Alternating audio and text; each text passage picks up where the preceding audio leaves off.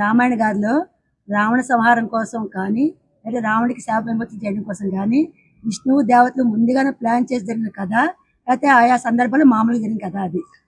రావణ సంహారం కోసమే దేవతలంతా విష్ణువును ప్రార్థన చేయగా ఆ శ్రీమన్నారాయణమూర్తి అఖిలాండ కోటి బ్రహ్మాండ నాయకుడు సమయం వస్తుంది, వేచి ఉండాలి అని వారిని పంపించిన అనంతరం బ్రహ్మదేవుడి ప్రార్థన, ఈశ్వరుడి ప్రార్థన ఈ కారకంగా శ్రీమన్నారాయణమూర్తి దేవతలందరినీ కూడా ఆజ్ఞాపించాడు, మీరందరూ ఆ వరానికి తగినట్లుగా వానర రూపం ధరించాలి. అలా ఆ పథకం లేదా ఆ విధానమైన పద్ధతి అనంతరమే దేవతలందరూ వానరులుగా జన్మించారు. బ్రహ్మ శ్వాస నుంచి జాంబవంతుడు, ఇంద్రుడి నుంచి వాలి, వాయువు నుంచి ఆంజనేయుడు వీళ్ళంతా జన్మించిన అనంతరం వీరంతా కలిసి కిష్కింధా నగరంలో సామ్రాజ్యం నిర్మించుకొని రాజ్యం చేస్తున్న అనంతరం ఆ క్రమంలోనే రాముడు, లక్ష్మణుడు, భరతుడు, శత్రుఘ్నుడు ఇలా ప్రాదుర్భావం చెందినట్లుగా ఇదంతా కూడా ఒక రాక్షస సంహారం, ధర్మ సంస్థాపనార్థాయ సంభవామి యుగే యుగే అని చెప్పాలి. రాక్షస సంహారం చెయ్యాలి అంటే పరమేశ్వరుడు కూడా ఆగాడు, కాలం కోసం ఆగాడు, ఇది అర్థం. తర్వాత వివాహ సమయంలో వాళ్ళ వయసు ఎంత? సీతారాముల వివాహం సమయంలో అనేకులకు ఒక మాట చెబుతూ ఉంటాం. వివాహం చేసే సమయంలో కన్యాదానం చేశాక ఆ సమయంలో పండితుల వారు ఆ అబ్బాయి చేతిలో అమ్మాయి చేయి ఉంచి కలశం ఉంచి కొబ్బరికాయతో నీళ్లు పోస్తూ పూర్ణఫలం పెట్టి అష్టవర్షాత్ భవేత్ కన్యా అనే వాక్యం చెప్పిస్తాడు. ఆ శ్లోకాలన్నీ కూడా రామాయణంలోనివి.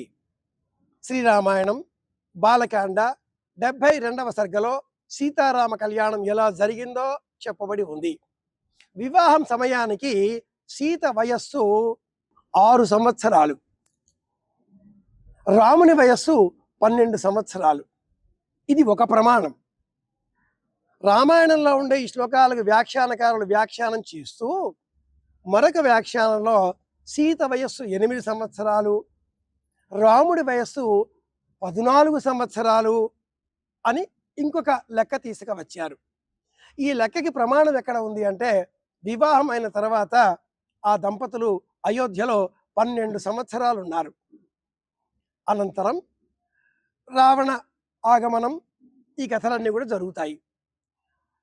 రావణుడు సీతను అపహరించే సమయంలో నా వయస్సు 18 అని చెప్పిన దృష్టాంతం కూడా మనం శ్రీరామాయణంలో చూడవచ్చు.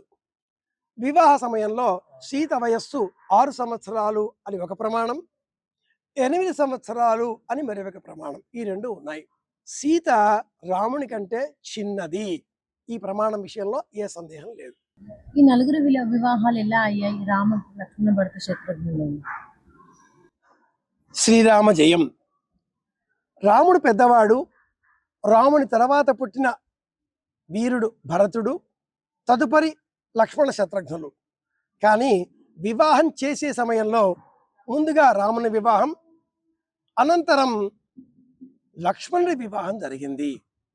లక్ష్మణ శత్రుఘ్నులు సుమిత్ర కుమారులు, ఏకోదరులు, ఒకే గర్భంలో జన్మించిన వారికి ఒకే సమయంలో ఒకే ముహూర్తంలో శుభకార్యాలు నిర్వహిస్తే ఇబ్బందులు కలుగుతాయి అనే ప్రమాణాన్ని కూడా మన వారు ఇక్కడ జ్ఞాపకం చేస్తారు. ముందుగా రాముడు సీతతో, తర్వాత లక్ష్మణుడు ఊర్మిళతో, తర్వాత భరతుడు మాండవితో, ఆ తర్వాత శత్రుఘ్నుడు శృతకీర్తితో ఇలా వివాహాలు జరిగాయి అని రామాయణం తెలియజేసింది. రామాయణంలో చాలా మంది పాత్రధారులకు బాధను కలిగించింది. అందరికంటే ఎక్కువ వేదన బాధను అనుభవించిన వారు రామాయణంలో 83 శాపాలు, 69 వరాలు ఉన్నాయి. అందరికంటే ఎక్కువ బాధ అనుభవించిన పాత్ర అన్నప్పుడు ఎవరికి వారు వారి వారి దృక్కోణంలో చూస్తారు. మా గురువు గారి దృక్కోణంలో రామాయణంలో ఎక్కువ దుఃఖపడినటువంటి పాత్ర మాండవి, భరతుని ఇల్లాలు. నలుగురిలో రాముని ఇల్లాలు సీత రాముని వెంటే ఉంది. అడవులలోనైనా సరే ఛాయే వానుగత సదా, ఏ ఇల్లాలకైనా భర్త వెనుక ఉంటేనే ఆనందం కదా. లక్ష్మణుడి ఇల్లాలు ఊర్మిళ నిద్ర రావడంతో ఆవిడ ఒక పాత్ర ఒక విధంగా, శృతకీర్తి తన భర్త అయినటువంటి శత్రుఘ్నుడితో కలిసి భరతుడు రాముని పాదుకలు సింహాసనం పైన ఉంచి పూజ చేస్తూ ఉంటే వాటికి కావలసిన వస్తు సంభారాలు అందిస్తూ కాలక్షేపమో కాలహరణమో అలా చేసింది. కానీ భరతుడు అనవసరమైన నింద మోయవలసి వచ్చింది అనే దుఃఖంలో ఉన్నాడు. రాజ్యాన్ని తనకు కట్టబెట్టాలి అనేటటువంటి ఆశతో ఆలోచనతో తన తల్లి చేసిన పని, మంధర దాసి చేసిన పని కారకంగా తన జీవితం అంతా దుఃఖమయమైపోయింది. ఈ ఉద్వేగాన్ని దుఃఖాన్ని భరించలేక నీవు తిరిగి వచ్చే వరకు నేను ఇలాగే ఉంటాను అన్నాడు. ఆయన పక్కనే ఉన్న మాండవి ఎల్లాలి వైపు కూడా తల ఎత్తి చూడలేదు. 14 సంవత్సరాలు తల వంచే ఉన్నాడు, పాదుకలను చూస్తూనే ఉన్నాడు. భర్త పక్కనే ఉన్నా కూడా చెప్పలేని దుఃఖంతో, భర్త ఏం చేస్తూ ఉన్నా తను అదే పని చేస్తూ కంటి చూపుకు కూడా నోచుకోకుండా ఉన్న మాండవి దుఃఖం కంటే మించిన దుఃఖం శ్రీరామాయణంలో ఇంకెవరికి లేదు లేదు లేదు. మంథర ఎవరు రామాయణంలో? ఆమె పాత్ర మంథర అరణపు దాసి.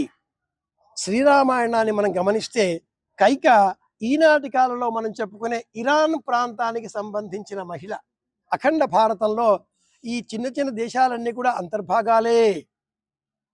అలా దూరం నుంచి వచ్చినప్పుడు ఆ అమ్మాయి వెంట సారే అన్న పేరిట అన్నీ పంపడం, రాజరికం కాబట్టి సేవకులు చెలికత్తెలు పరిచారకులు కూడా తీసుకురావడం సహజం. కైక వెంట వచ్చిన పరిచారిక మంథర కైక క్షేమాన్ని కోరుకుంటుంది.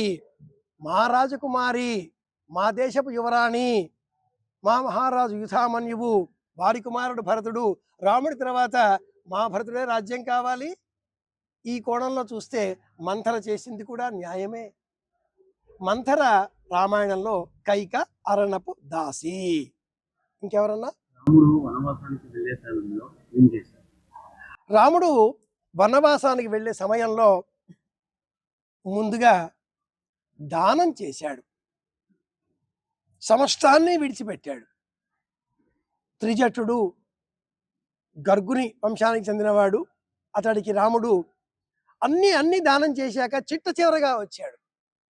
వచ్చావు కదా, దానం చెయ్యాలి కదా అని ఆలోచించిన రాముడు క్షణంలో ఒక కర్ర తెప్పించాడు. ఆ కర్ర ఆ గర్గ వంశంలో జన్మించిన త్రిజటుడికి ఇచ్చాడు. ఈ కర్రని నువ్వు ఇలా విసిరేయి, ఎంత దూరం విసిరేస్తావో, ఎంత మేరకు పడుతుందో అంత మేరలో ఉండేటటువంటి సమస్త గోగణము నాకు చెందినవి, అవి నీవే. ఆనాటి కాలంలో గోవులే సంపద.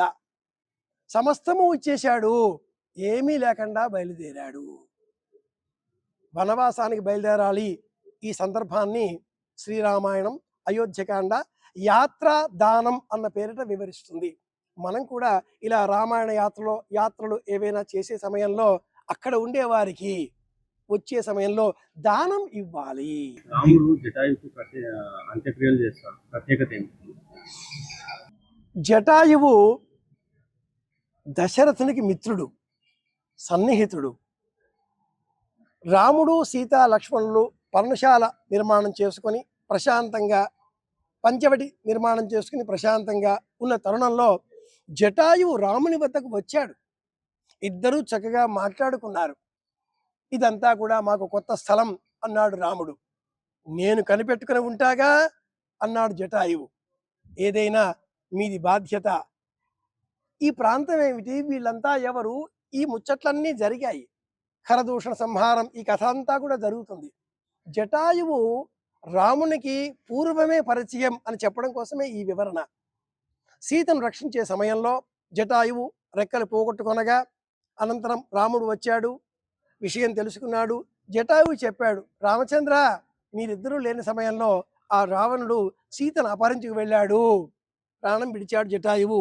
రాముడు ఆ జటాయువుకు అంత్యక్రియలు చేసి తానే విష్ణువును అనేటట్లుగా తన స్వస్వరూపాన్ని మొత్తం రామాయణం మీద ప్రదర్శించిన ఏకైక సన్నివేశం, సందర్భం ఇది ఒక్కటి మాత్రమే. మిగతా రామాయణ సందర్భాలన్నిటా కూడా మానవుడివని ప్రవర్తించాడు. ఆత్మానం మానుషం మన్యహే, ఏడుస్తాడు, దుఃఖిస్తాడు, దూషిస్తాడు, మనలాగా ఉంటాడు. ఒక్క జటాయువుకు మోక్షం ఇచ్చే సమయంలో మాత్రమే తాను శంఖచక్ర ధరుడిగా ఉండే శ్రీమన్నారాయణమూర్తిగా దర్శనమిస్తాడు. ఇది విషయం.